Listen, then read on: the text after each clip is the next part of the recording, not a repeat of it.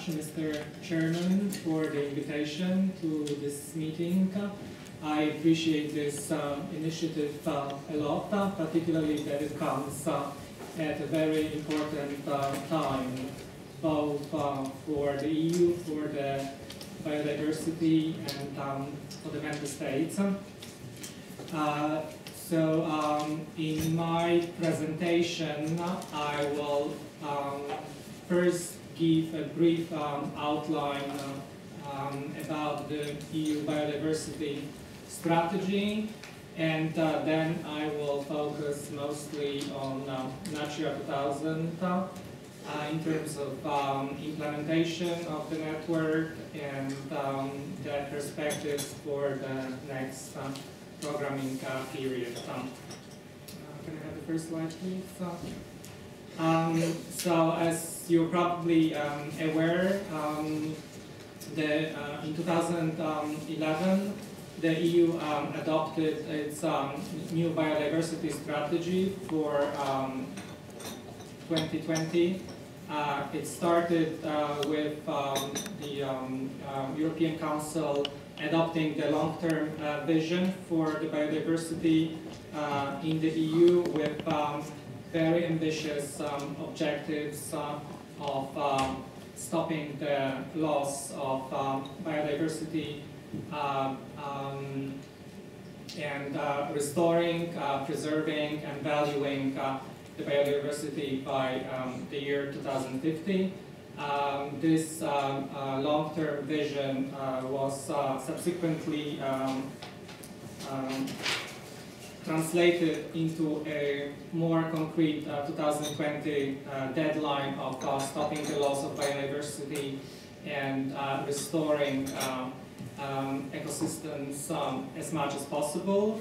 And this headline target was then translated into 6 concrete targets, with them being Target 1 to fully implement nature legislation in the EU, including Natura 2000, to maintain and restore ecosystem and the services they provide. The first target is to increase contribution of agriculture and forest to biodiversity. Target number 4, to achieve maximum sustainable yield in terms of the fisheries. Then to combat invasive alien species and to help avert global biodiversity loss and contribute to global biodiversity protection. And general targets were again subsequently translated into a number of very concrete actions and monitoring. Can I have the next slide, please? This new EU biodiversity strategy has been very much underpinned by the economics and ecosystem and biodiversity study that was co-financed by the Commission and some of the member states. It's the famous TIPA study, which has direct links to all the 6 sub-targets, but particularly to target number 2, which provides a clear methodological basis for the other targets. And this concrete target speaks about ecosystem services. They need to maintain and enhance them by means of establishing green infrastructure and restoring at least 15% of degraded ecosystems. This ambitious target is supposed to be achieved by the number of actions, including mapping and assessing the ecosystem services, valuing and integrating them into national accounting system, developing the EU green infrastructure strategy, and adopting an initiative on knowledge loss by 2015.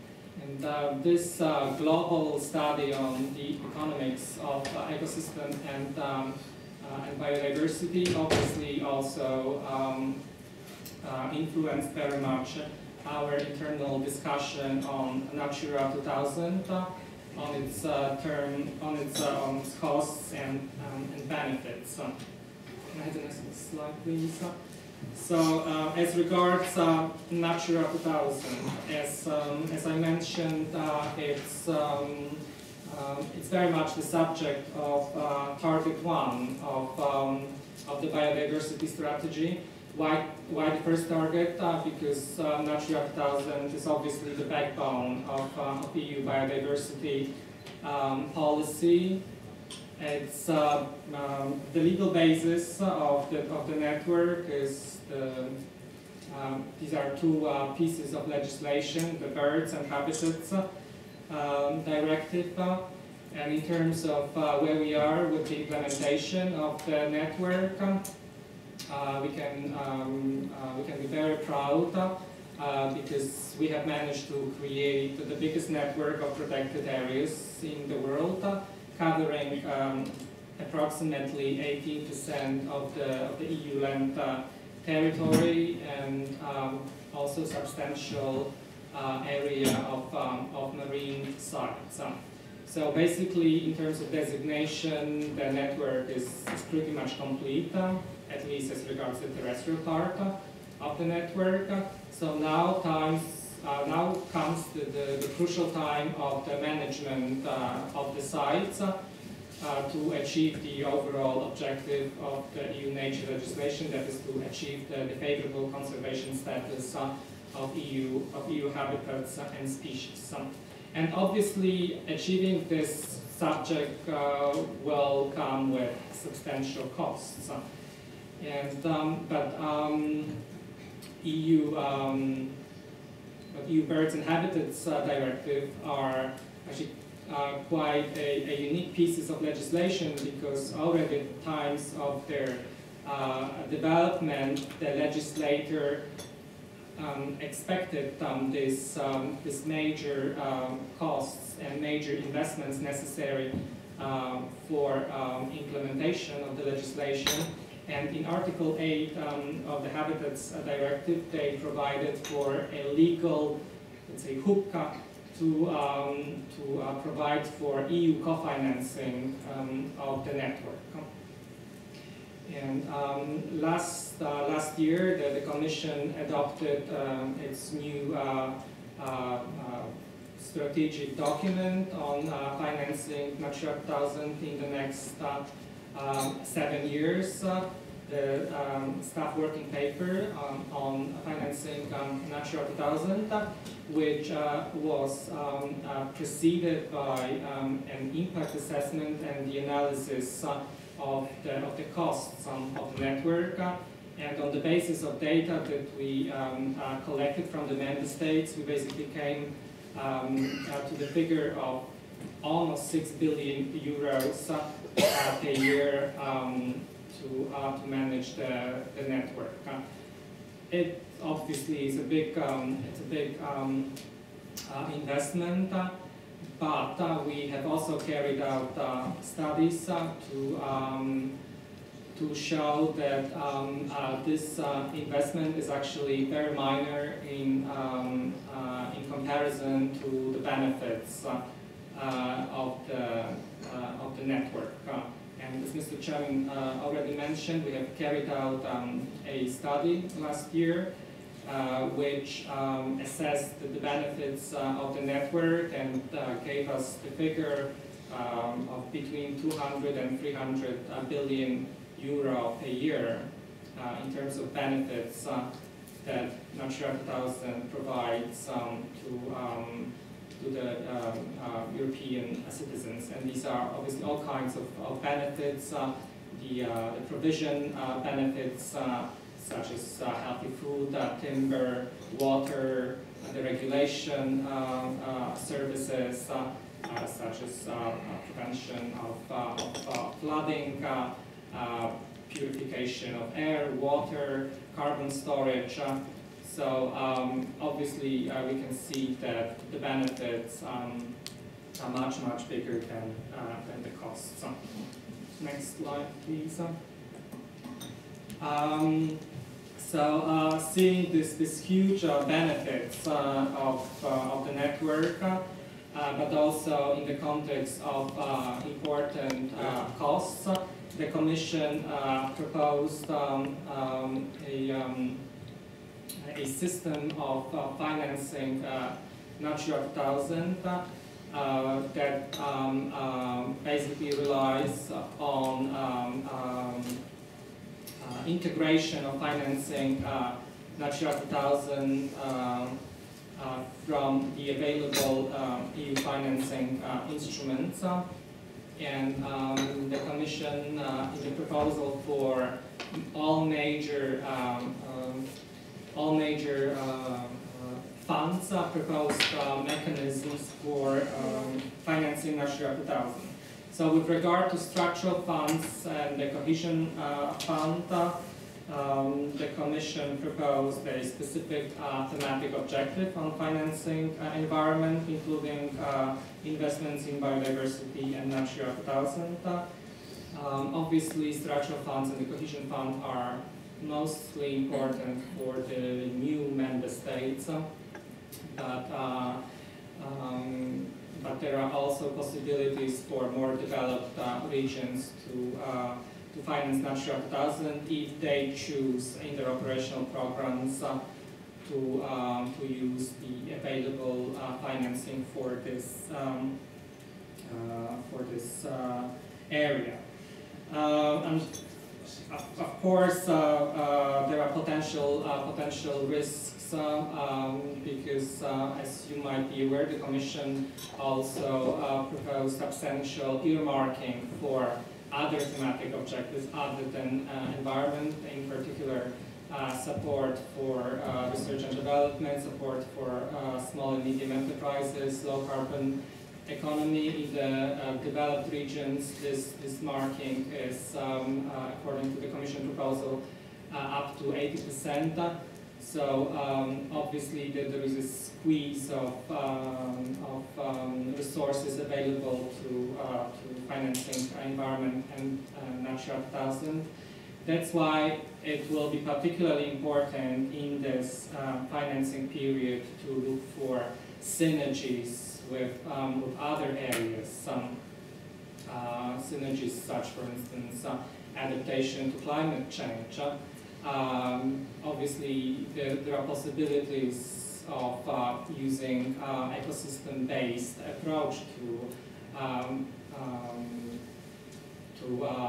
climate change adaptation, to risk mitigation, and we obviously have to look into possibilities of using these two instruments for also supporting Natura 2000 and biodiversity in general. Also in other areas, such as, for instance, support for small and medium enterprises, we have to be more creative this time, and if possible, look for opportunities of financing biodiversity at the same time. Next slide, please. Common agricultural policy is another very important policy that supports implementation of our legislation and implementation of the Natura 2000 network. The Commission, in its proposal for the reform of the common agricultural policy, proposed some important measures to protect biodiversity and to finance Natura 2000. With regard to the first pillar, the Commission proposed 30% mandatory measures to support biodiversity. As regards the second pillar, the European Agricultural Fund for Rural Development, the Commission also recognized its importance for Natura 2000, for delivering public goods, such as protection of biodiversity, and proposed some concrete measures finance biodiversity, such as, for instance, agri-environment programs. The goal of the Commission is to have 25% of the resources from the rural development programs to be allocated to agri-environmental measures. But as you're probably very much aware, this subject is, this area is subject to very heated discussions between the Parliament and the Council in the Commission, with the Council basically asking for reduction of this measures. And this whole discussion, of course, is also taking place in the context of not knowing how big the final budget will be, and if we have rural development in the next CAP, how much money will be available for these measures. The next slide, please. European Maritime and Fisheries Fund, until now not very much used for Natura 2000 and biodiversity. There have been many reasons for that. The most important one probably the fact that until now there have been major insufficiencies in terms of designation of marine Natura 2000 sites, but this process is moving forward quite quickly. So so this time we expect that this fund will be used to a much larger extent than before. And in the proposals for the new Maritime and Fisheries Fund, the Commission has proposed some concrete measures to finance biodiversity in Natura 2000, including support for management, restoration and monitoring of the Natura 2000 sites, compensation to promote aquaculture methods compatible with Natura 2000. But here again, similarly to the CAP, the discussion on financing is taking place in the wider context of the discussion on the reform of the common fisheries policy, and so far we have seen the target of achieving the maximum sustainable yield to be pushed forward in terms of deadline. So again, there are quite a lot of unknowns, and we have to obviously observe this discussion very closely to make sure that there are possibilities of financing nature and biodiversity in the next financing period. The next slide, please. The last fund that I would like to mention is obviously the LIFE program for environment and climate action. This is the smallest from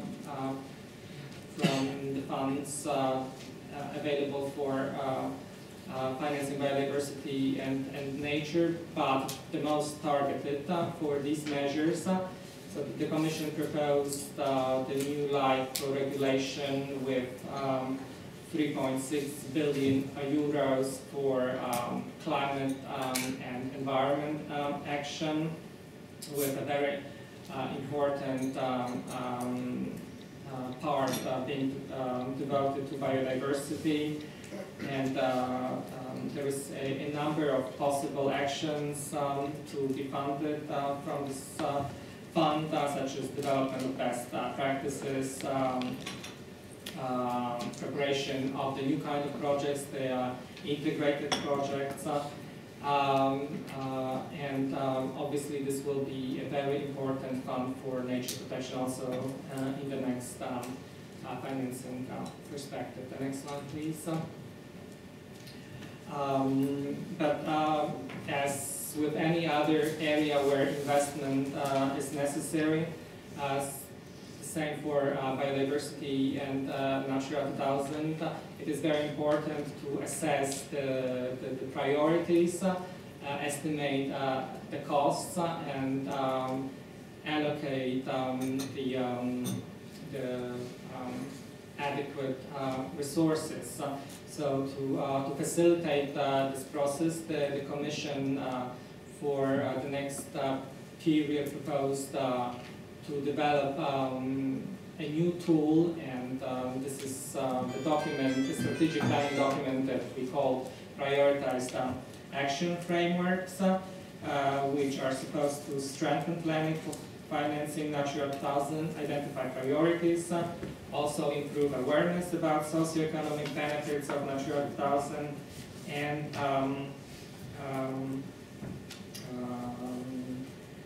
identify and assess other forms of funding other than EU resources.